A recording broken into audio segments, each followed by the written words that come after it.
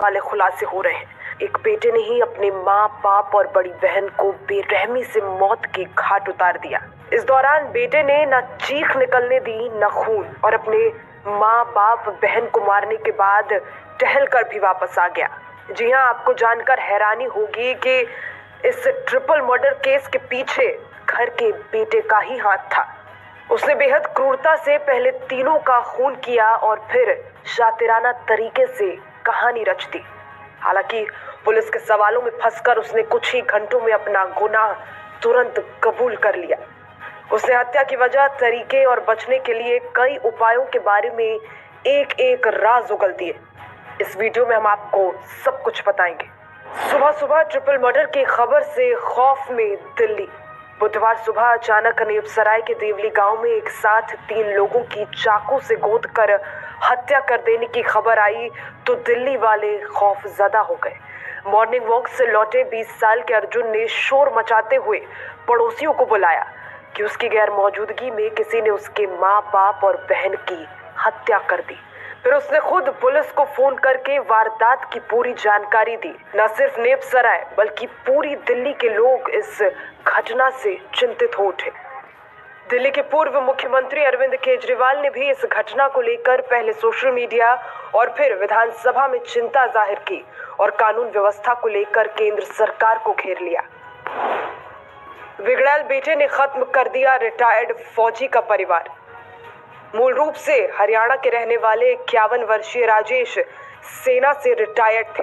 NSG commando रह चुके राजेश अभी दिल्ली में एक उद्योगपति के पीएसओ के रूप में काम कर रहे थे। वो अपनी पत्नी कोमल जो कि 46 साल और बेटी कविता जो कि 23 साल और बेटे अर्जुन जो कि 20 साल का है, उसके साथ देवली गांव में रह रहे थे। बिगड़ैल बेटे अर्जुन ने पिता और बहन से बदला लेने के लिए पूरे परिवार को खत्म कर दिया और उससे पहले एक बार भी नहीं सोचा। पिता से नफरत और बहन से जलन में हत्या। आपको बता दें, अर्जुन बॉक्सिंग का खिलाड़ी था। उसका पढ़ाई पर कम और खेलों पर अधिक ध्यान हुआ करता था, जिसको लेकर पिता हमेशा टोकते थे। अर्जुन इस बात को लेकर पिता से काफी नाराज रहता था।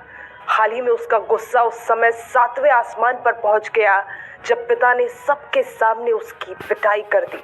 इसके अलावा उसे ये भी लगता था कि माँ बाप उसकी बहन कविता को ज्यादा प्यार करते हैं। उसके मन में ये बात घर कर गई थी कि पिता अपनी सारी संपत्ति बहन के ही नाम कर देंगे।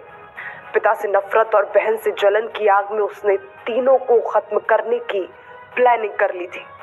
पहले से ही कर ली थी अर्जुन ने पूरी प्लानिंग।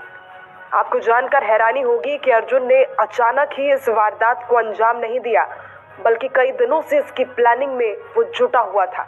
उसने सेना से रिटायर्ड पिता के पास मौजूद एक धारदार चाकू को छिपाकर अपने पास रख लिया था। इसके अलावा उसने वारदात के लिए 4 दिसंबर की तारीख तय कर ली थी।